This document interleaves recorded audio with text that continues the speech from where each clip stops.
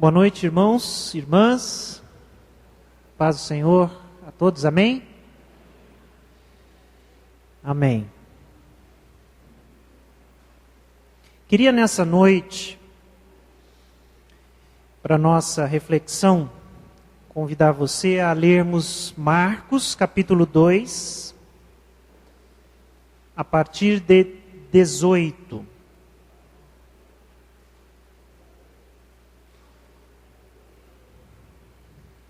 Marcos, Evangelho de Marcos, capítulo 2,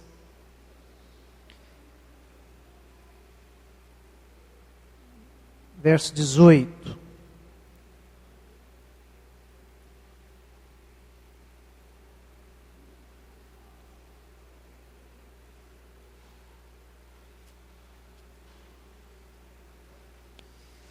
Diz assim: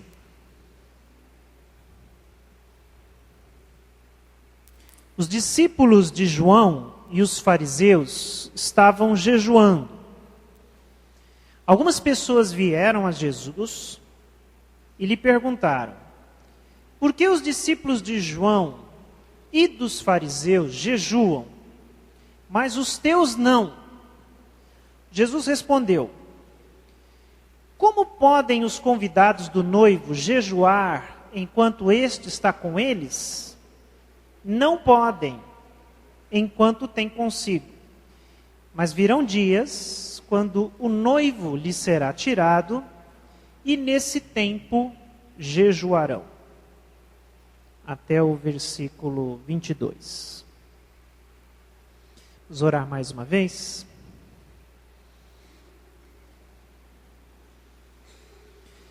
Senhor Jesus, obrigado por essa noite, obrigado por esse domingo. Obrigado, Senhor, pela Tua palavra,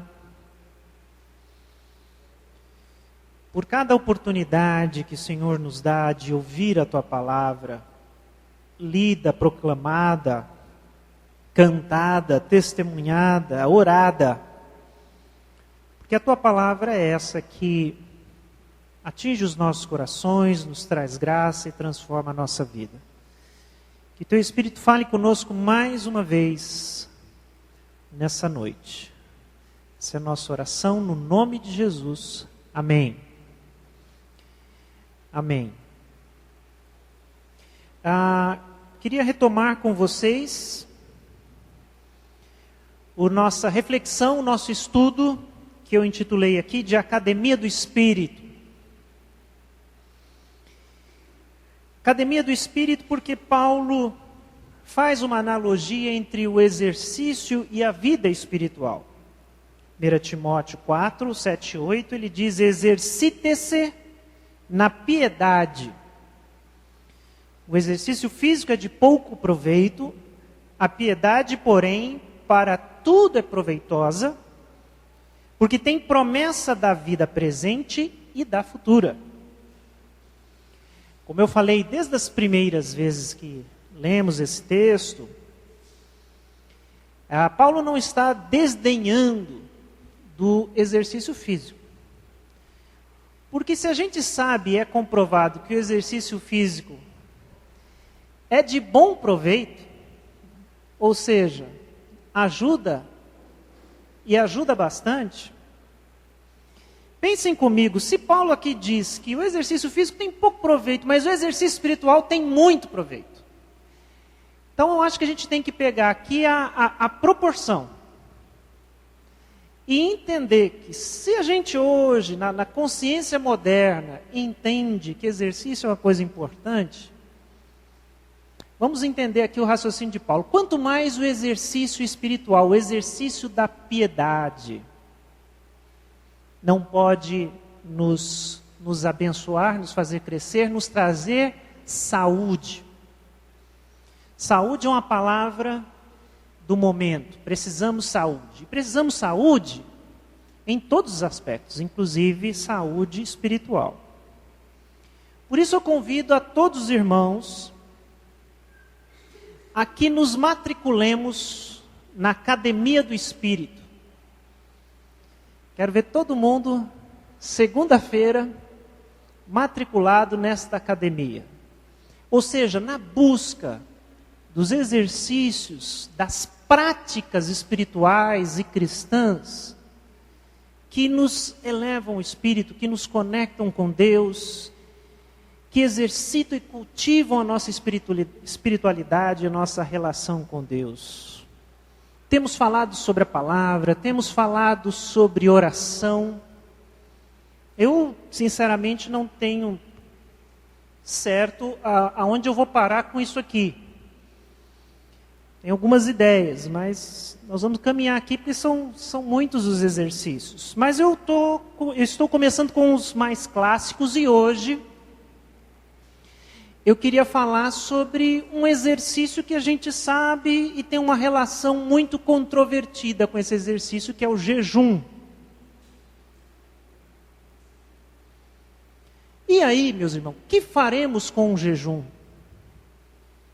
E o que a gente faz com esse negócio que tem na Bíblia? Tem muita gente que, no Velho Testamento, no Novo, mas que parece não se encaixar num cristianismo moderno de outros tempos. Bom, vamos lá. Hoje eu quero falar um pouquinho de jejum com os irmãos. Passar a vocês alguma coisa do que eu entendo que possa ser, e quem sabe até a gente deixar aqui uma proposta, um desafio de jejum para nós. Para falar de jejum, a gente tem que dar uma desmistificada, né? Jejum tem tanta coisa errada às vezes por trás dele, porque jejum é totalmente intenção. Que é necessário, para falar de jejum, começar dizendo o que não é jejum. E aí isso já vai ajudar bastante a gente a caminhar na direção certa. Tá bom? Então quero fazer aqui uma lista com vocês de 5 itens daquilo que não é jejum, para depois a gente olhar para um jejum mais bíblico. Tá bom? Vamos lá. Primeiro, jejum não é barganha. Jejum não é uma moeda espiritual de troca de favor com Deus. Ou seja, você pergunta para Deus, Deus, o que o Senhor gosta, o que o Senhor aceita como oferta, para que o Senhor possa me abençoar ou dar aquilo que eu quero. E aí você vai pensar, bom, na linguagem religiosa, o jejum é essa linguagem de Deus.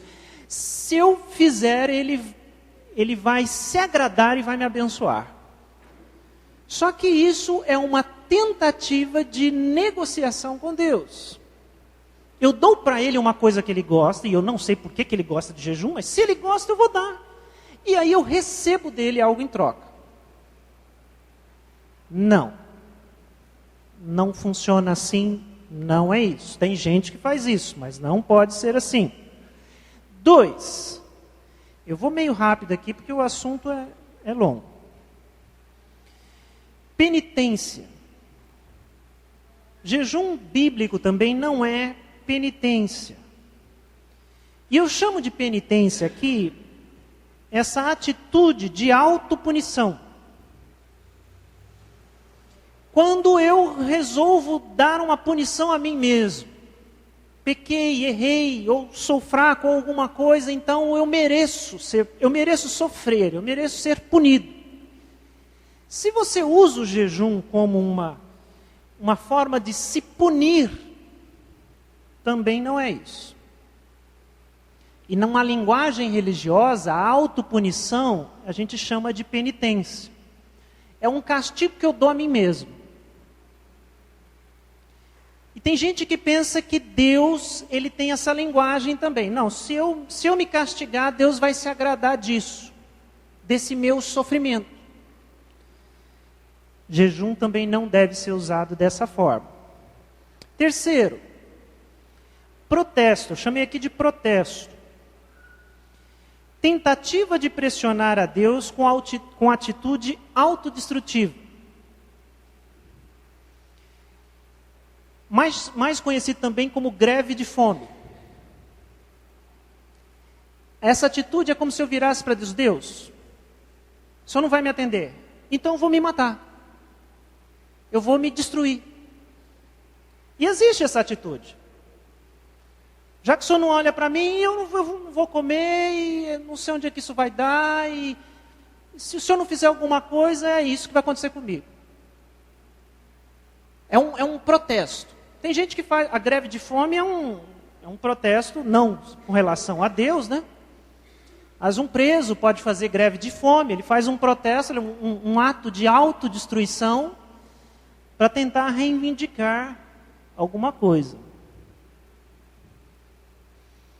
Me lembro tempos atrás que um político, preciso revelar os nomes, fez uma greve de fome. Que ele estava sendo difamado, tal. E era o protesto, né? Eu não sei.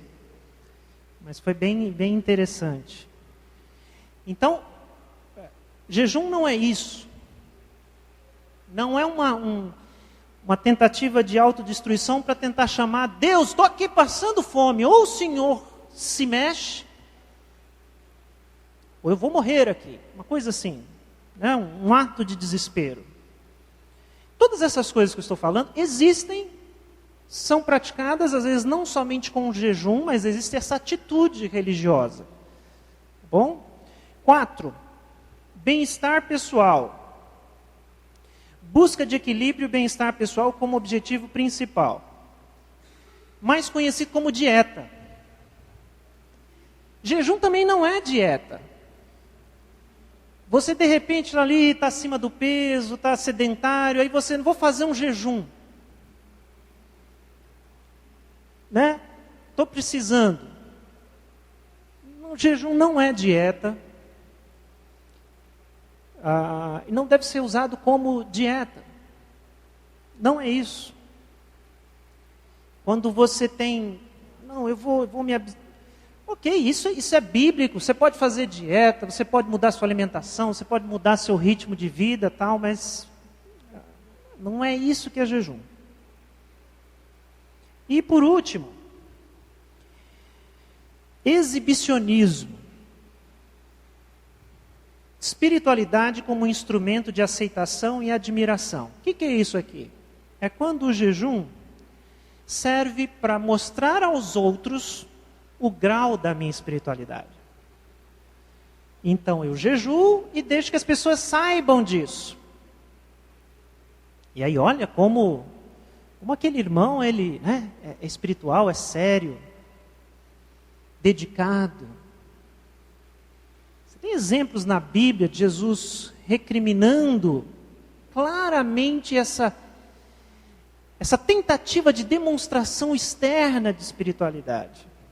Tanto que eu chamo a atenção aqui dentro desse último ponto para a palavra de Jesus, específica em relação ao jejum e em relação a esse item. Jesus diz lá em Mateus 6,16: quando jejuarem, não mostrem uma aparência triste como os hipócritas, pois eles mudam a aparência do rosto a fim de que os outros vejam que estão jejuando. Eu lhes digo verdadeiramente que eles já receberam sua plena recompensa. Ao jejuar, arrume o cabelo, lave o rosto, para que não pareça aos outros que você está jejuando, mas apenas a seu Pai, que vem em secreto. E seu Pai, que vem em secreto, o recompensará.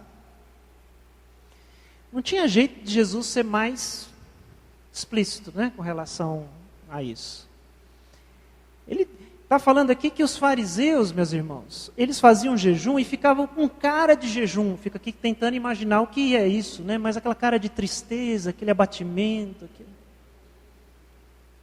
É que Jesus diz, ó, se você jejuar, né, arrume seu cabelo, lave seu rosto. Não tente transparecer que você está jejuando. Deixa que o seu Pai, que vê sua vida no secreto, observe o que você está fazendo. Então, com esses 5 exemplos, esses 5 itens, eu ilustro aqui aos irmãos como o jejum é controvertido no sentido que é muito fácil a gente se perder na intenção e cair ou na barganha, ou na penitência, ou no protesto, ou na dieta disfarçada, ou no exibicionismo religioso. E nada disso é jejum. Pois bem, então vamos pensar juntos aqui o que é o jejum então. Talvez uma frase que resuma o conceito para nós aqui seja este: jejum é a fome de Cristo. Jejum é a fome de Cristo, é ter fome de Cristo. Eu quero voltar ao texto que a gente iniciou lendo, que ele é essencial para a gente entender esse conceito.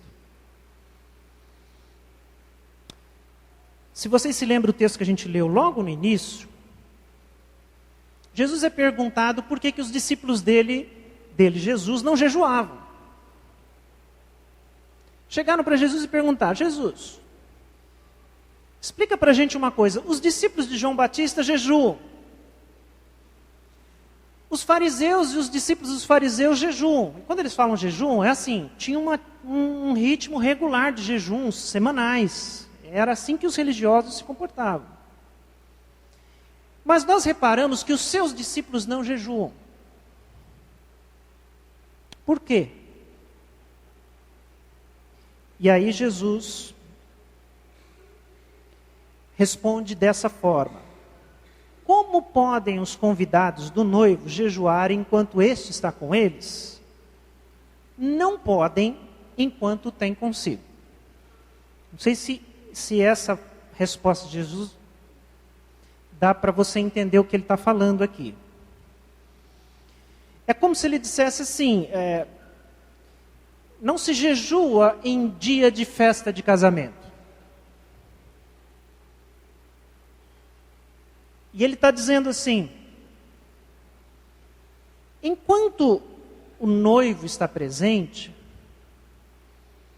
o que os convidados e os amigos do noivo precisam fazer é usufruir da sua presença, participar da festa, se alegrar com ele. Não há ambiente, contexto para jejum dentro desse contexto da presença do noivo, dentro de uma festa de casamento. O que Jesus está dizendo? Olha que coisa fantástica. O jejum está intimamente ligado com a falta, ou com o sentimento de falta que temos de Deus e da pessoa de Jesus Cristo. Porque jejum tem a ver com fome de alguma outra coisa que não é a fome pela comida. É essa falta que Deus me faz. Embora Ele esteja aqui, mas eu tenho um anseio, eu tenho uma fome. E Jesus está dizendo algo muito bonito a quem lhe perguntou sobre seus discípulos. Que é: hoje eles estão comigo. Hoje eles não têm essa falta. O noivo está com eles. Cristo está com os discípulos. Não há razão para jejum. Ali, naquele momento. E aí ele vai dizer: mas vai ter um dia em que o noivo será tirado. E a partir dali, eles jejuarão.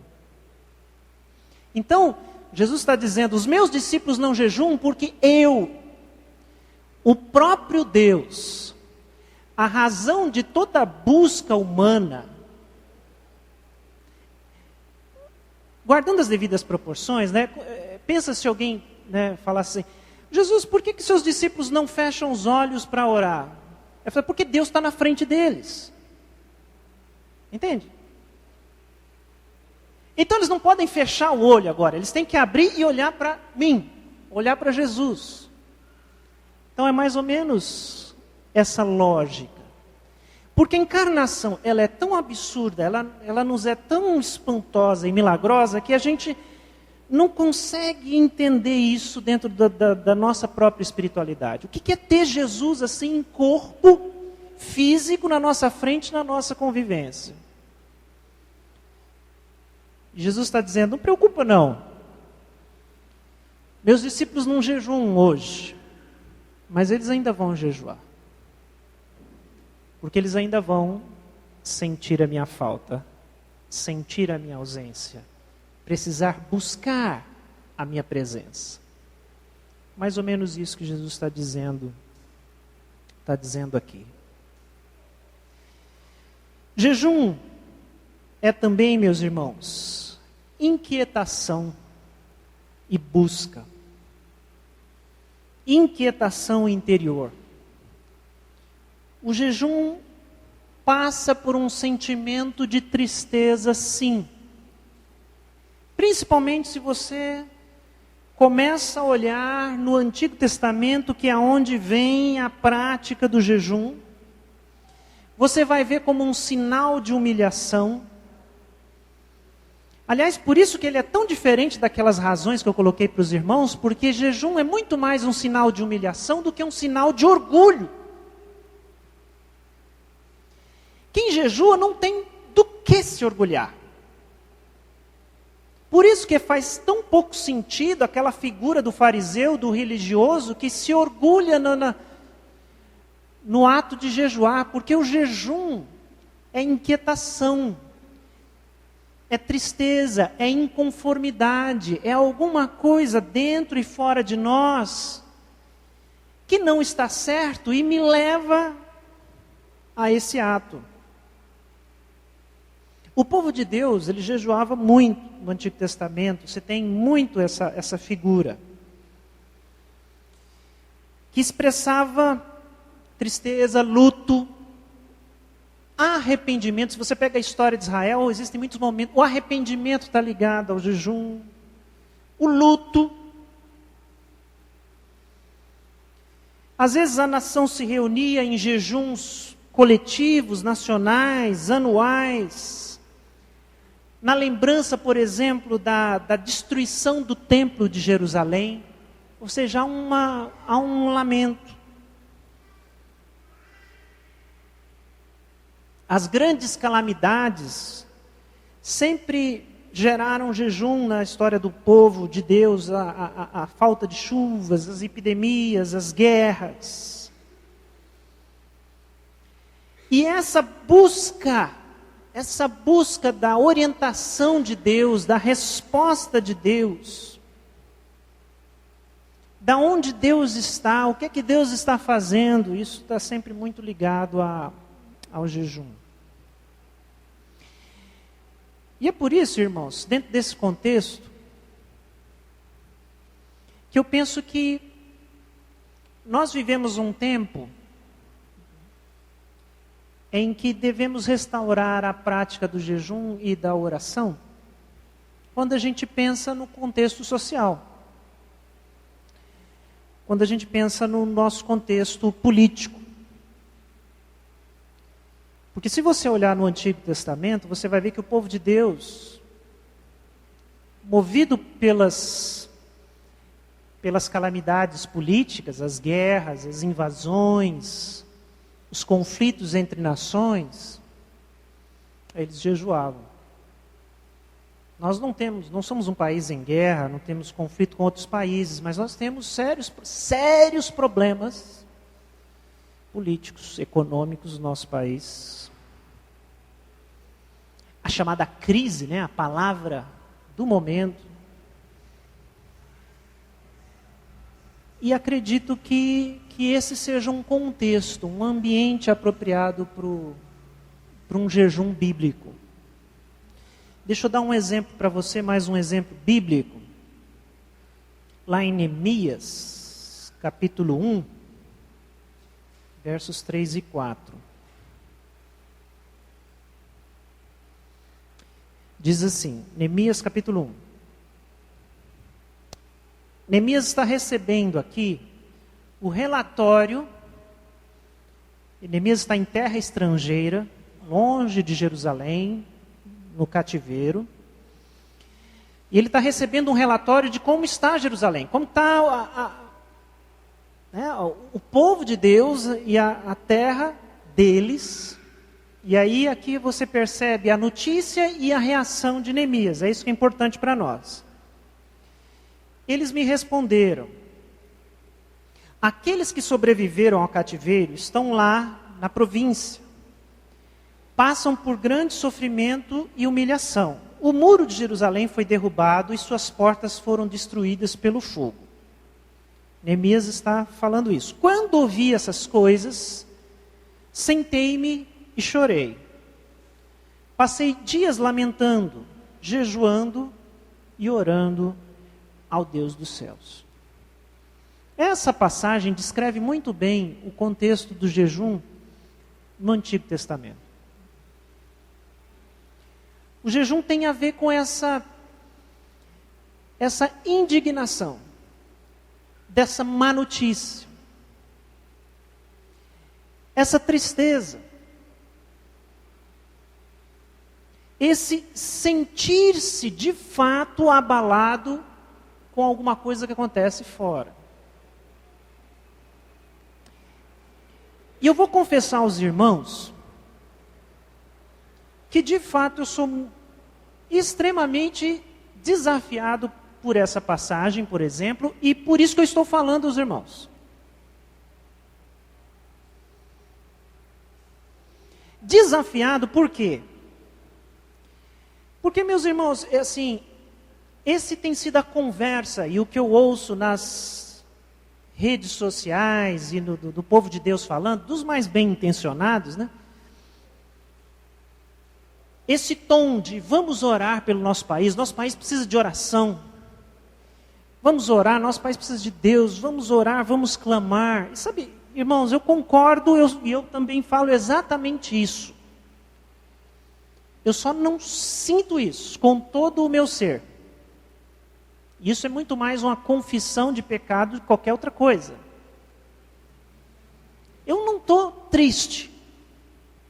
Eu não estou abalado. Eu não estou sofrendo com a nossa nação, embora eu ache que tudo isso é um grande prejuízo para todo mundo. Entende? Mas o cristão, ele tem que sentir sim. Ele tem que sentir porque ele é intercessor. Se eu não sinto, eu não intercedo.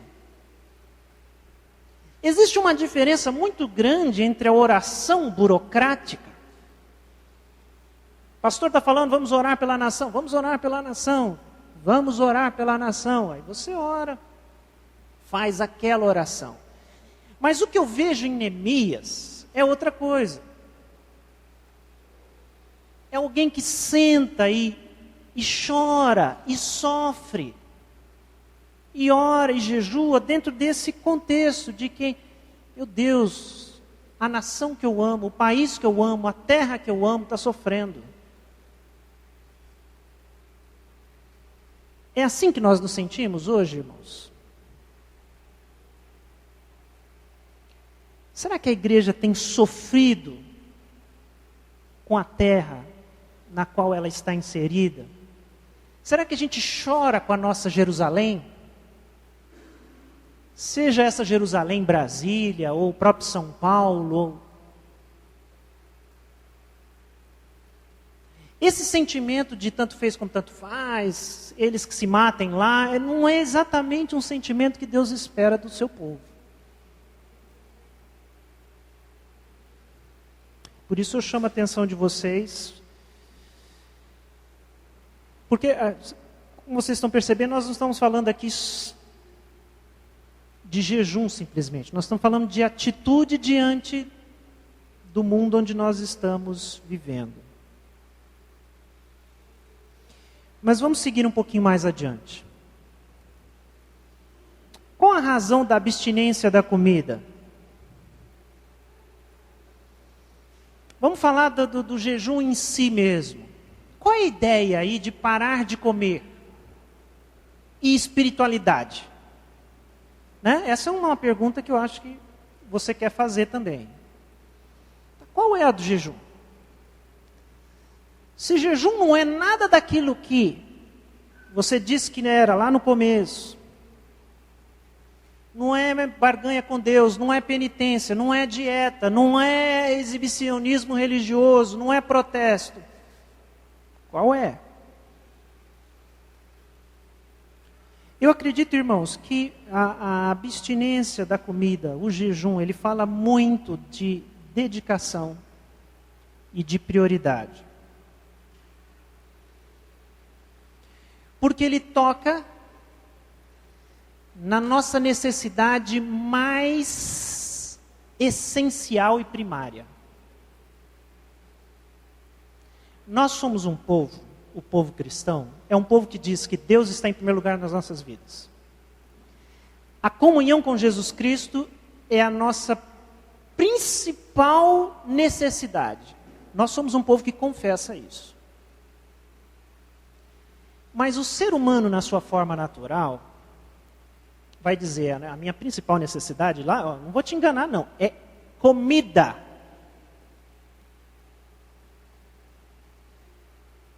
Se tem uma coisa que eu não vivo sem, é comida. O jejum é uma tentativa de colocar as coisas no seu devido lugar. É um exercício espiritual. É dizer para si mesmo e para o nosso corpo, a minha maior necessidade é a minha comunhão com o meu Deus. É estar na presença de Cristo. Isso para mim é mais importante e mais essencial do que o alimento que eu preciso todos os dias. E da água, né?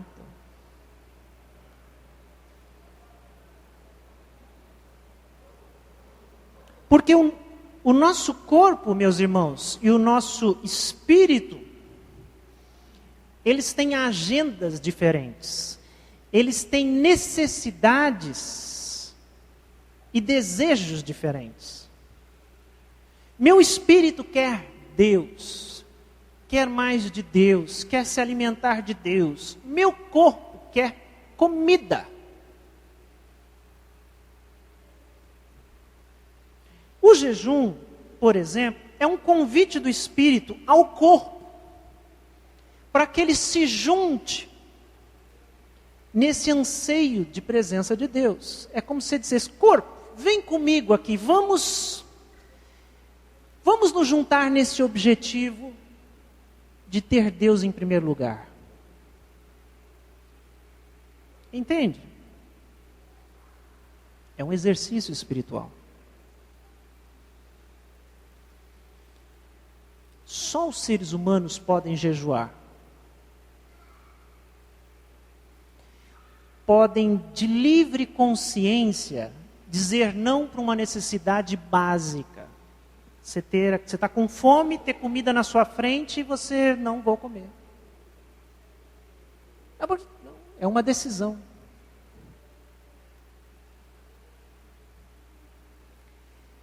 Isso é tão importante, irmãos, porque fala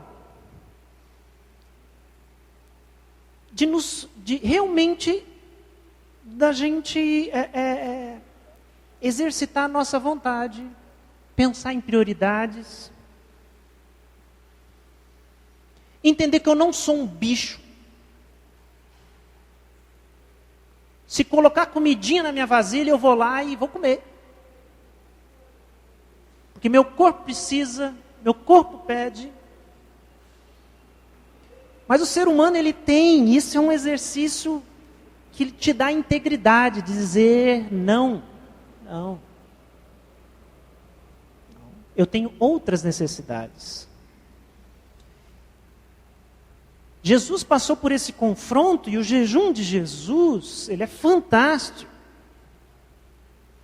Porque quando Jesus é confrontado com a fome e confrontado pelo diabo, instigado pelo diabo para fazer um milagre, assim, um uso deturpado do seu poder, transformando pedras em pães, Jesus responde com essa afirmação que é a essência do que nós estamos falando. Ele diz, não só de pão viverá o homem, mas também de toda palavra que vem de Deus, que vem da boca de Deus. É como se Jesus dissesse: estou com fome, sim. Mas não é só de comida que a gente vive. O que me mata não é a falta de comida, o que me mata é a falta de Deus. O que não posso viver sem é a presença do Pai na minha vida. Você percebe como o jejum nos coloca nessa encruzilhada? E por isso que, irmãos, até confessando uma debilidade nossa, da nossa comunidade, em não incentivar, não programar, mas isso tem que ser algo sempre espontâneo, né? Nós não podemos nos privar desse exercício.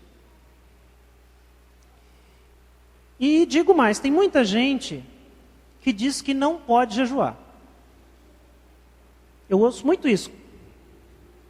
Não posso, minha saúde não permite. Se eu ficar X horas sem comer, eu vou passar mal.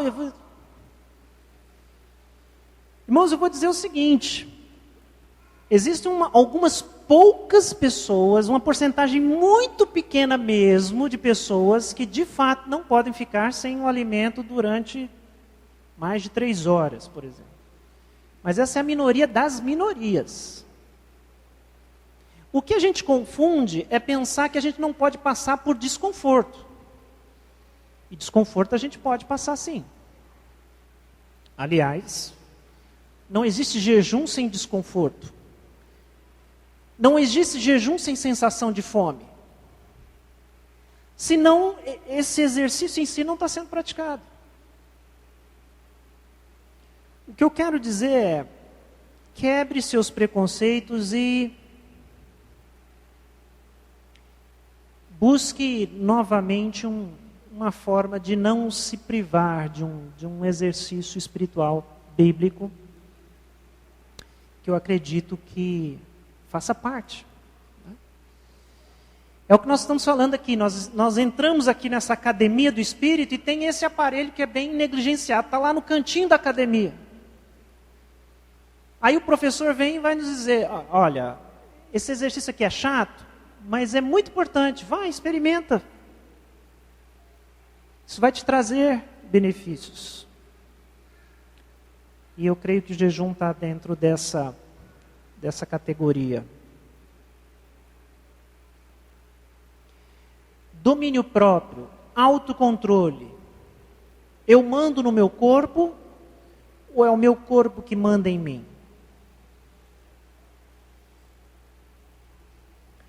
A espiritualidade é ter fome de Cristo. O texto de Jesus termina assim: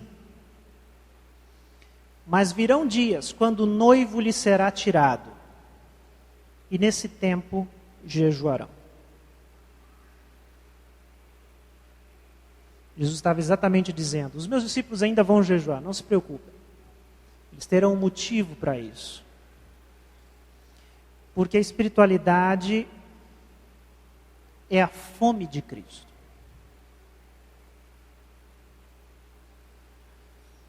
Será que a gente tem fome de Deus? Sede de Deus, no sentido de sentir falta, de buscar mais, de desejar mais, de ter mais dessa comunhão, de ter mais dessa presença? É isso. É disso que se trata. De você olhar para si mesmo, de se sentir incomodado com o que você é, com a presença do pecado na sua vida, com a sua própria corrupção. Essa percepção da ausência de santidade na nossa vida, ausência de Cristo, de vida de Cristo. Irmãos, essa é o único ambiente correto para o jejum. Então vocês desculpem,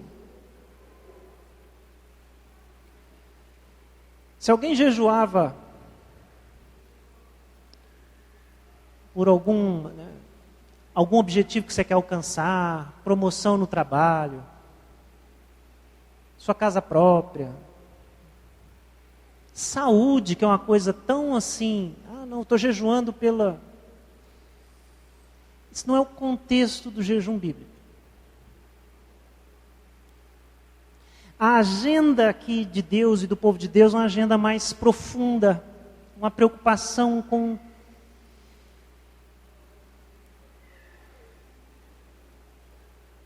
esse nosso ser que precisa se aproximar de Jesus a cada dia mais, e com esse mundo que está caído e que precisa de Deus.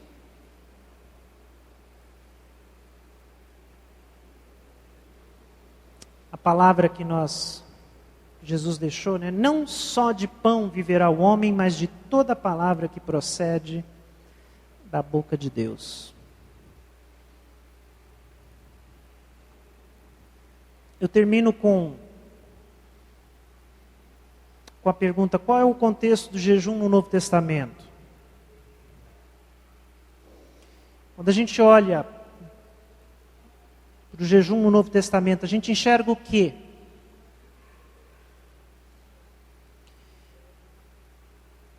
O cristão em missão é o contexto do jejum no Novo Testamento. Quero só ler alguns versículos com vocês. Primeiro, Mateus 4, de 1 a 2, a tentação de Cristo. Jesus foi levado pelo Espírito ao deserto para ser tentado pelo diabo. Depois de jejuar 40 dias e 40 noites, teve fome. Mateus 4, 1 e 2. Qual é o contexto do jejum de Jesus? Jesus está prestes a iniciar o seu ministério. O contexto da sua tentação, da sua ida para o deserto e do seu jejum é missão. É preparo espiritual. Agora é para valer. Jesus aguarda 30 anos. 30 anos recolhido, escondido, sem esse ministério aberto para com as pessoas, e agora é o sinal verde de Deus, vai. A primeira coisa de Jesus é passar por esse momento, e é o momento do foco, de Jesus estar com Deus e Deus somente no deserto, e se alimentando da sua palavra e dela somente.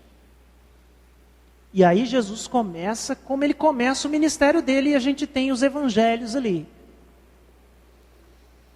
Contudo, e são 3 anos intensos. O segundo texto do Novo Testamento que nos chama a atenção é Mateus 17, 21. Nós temos poucas referências positivas do jejum nos evangelhos, porque tem muita crítica do jejum religioso, né? Mas há um momento em que os discípulos não conseguem expulsar o demônio de um jovem. E aí depois Jesus é perguntado por que isso aconteceu, por que os discípulos dele não conseguiram trazer libertação para uma pessoa, e a resposta de Jesus é essa: olha, há casos que é necessário oração e jejum. O que Jesus está falando? Jesus está falando de batalha espiritual, de fortalecimento na fé, de que batalha espiritual não é brincadeira, de que o mal, o inimigo não é brincadeira, de que aquele que é discípulo precisa estar realmente em comunhão com Deus, em oração. E o jejum está novamente nesse contexto de quem está em missão.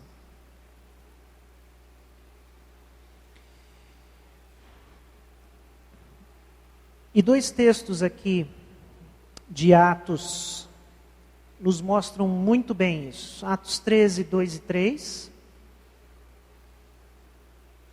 Enquanto adoravam ao Senhor, isso é lá na igreja de Antioquia, e jejuavam, disse o Espírito Santo: separem-me Barnabé e Saulo para a obra que os tenho chamado. Assim, depois de jejuar e orar, impuseram-lhe as mãos e os enviaram. Aqui é o texto em que Barnabé e Saulo são tirados, escolhidos da igreja para se tornarem missionários. O Espírito Santo faz isso. Qual é o contexto? Você tem ali oração e você tem jejum.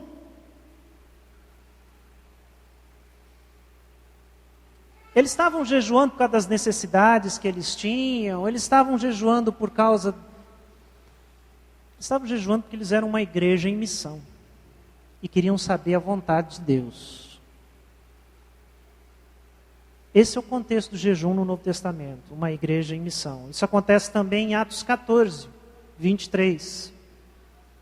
Na eleição de presbíteros, Paulo e Barnabé designaram-lhes presbíteros em cada igreja. Tendo orado e jejuado, eles os encomendaram ao Senhor, em quem haviam confiado.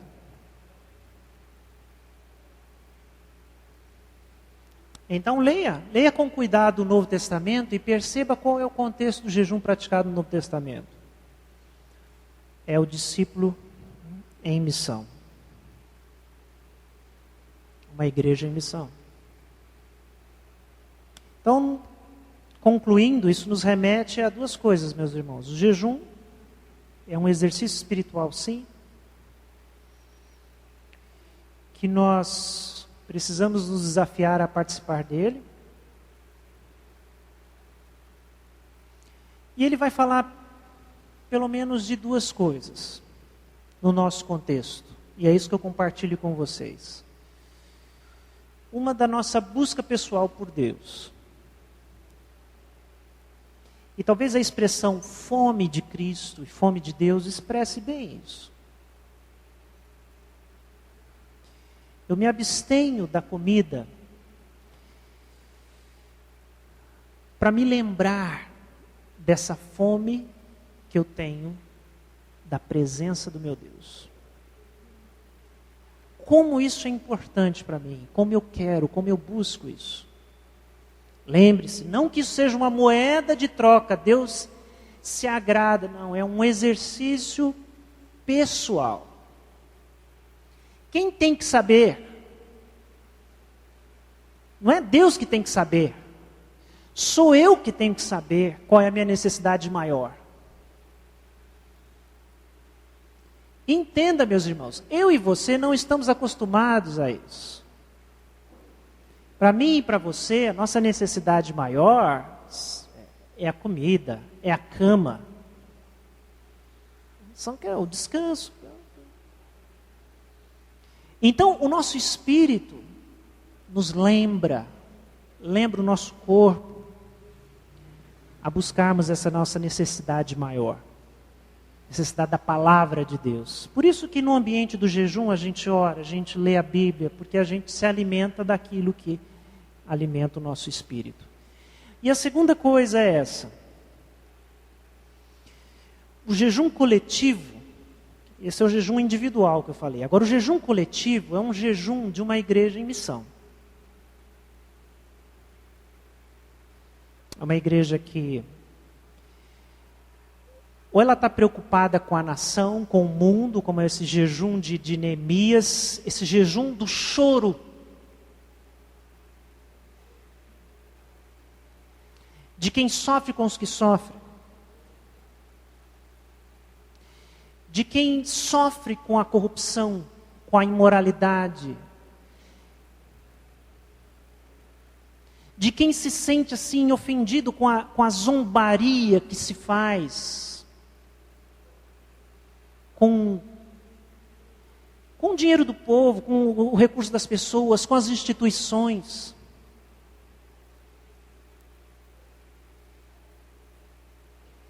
O povo cristão, ele tem que sentir, Ele tem que, ao exemplo de Neemias, ele tem que chorar. E aí tem que orar. Porque ele tem que buscar em Deus a verdade, a justiça, a retidão, a sabedoria para que passos tomar, como é que ele se envolve nisso, que atitude. Neemias não foi um homem que só orou não e jejuou não, meus irmãos. Leiam do 2 para frente. Ele pede autorização para o rei, vai lá e ele vai construir o muro e ele põe a mão na massa. Mas começa com alguém que está assim. Então o contexto do jejum dentro de uma comunidade é a gente olhar para nós mesmos, de repente dizer, não. A gente tem que ser mais como igreja. A gente tem que fazer mais. Deus tem que levantar pessoas daqui para abraçarem a obra. Não, Senhor. Entende? Esse é o ambiente. Uma igreja que está em missão. E o Espírito Santo age, fala conosco dentro desse contexto. Vamos orar por isso e eu queria, antes da gente orar, queria desafiar vocês, nós, a fazermos um jejum essa semana.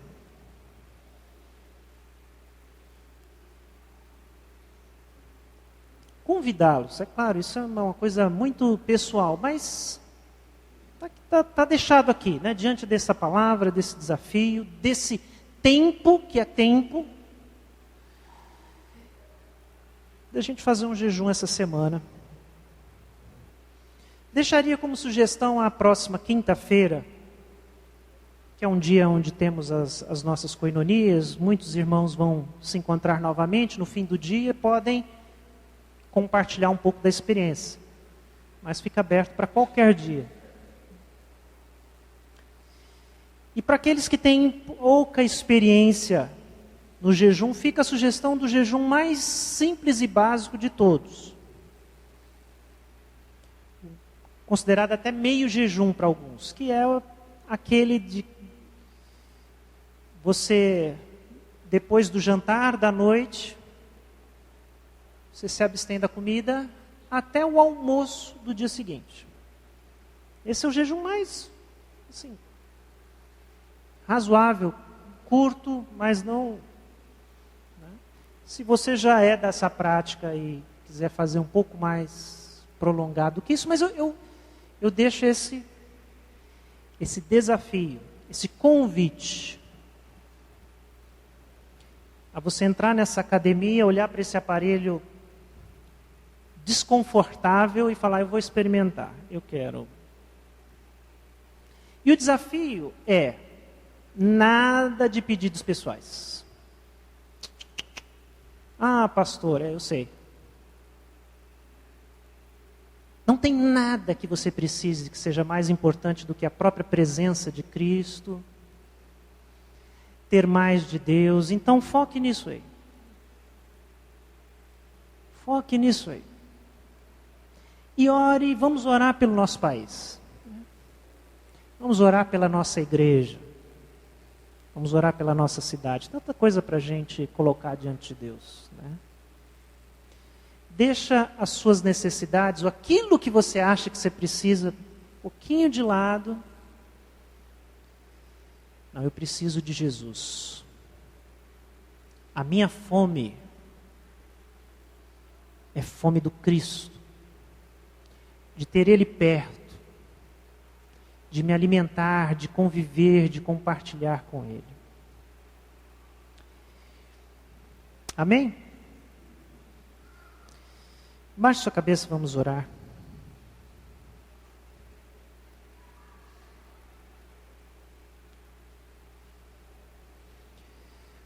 Senhor, obrigado por essa noite e também pelo desafio da Tua Palavra. Que o Teu Espírito nos conduza, Senhor, a entendermos um pouco mais dessa prática que esteve sempre presente tanto na história do seu povo, no Antigo Testamento, na igreja, nos séculos da história da nossa igreja, e nos ajuda a entender, Senhor, a importância do jejum e que isso possa de alguma forma fazer parte da nossa vida também. Queremos ser uma igreja que leva a intercessão a sério, que ora, mas que ora como quem tem de fato uma dor no coração. Nos ajude, Senhor, que o Teu Espírito nos toque, nos incomode, para que seja assim. Essa é a nossa oração, nosso pedido, no nome de Jesus. Amém.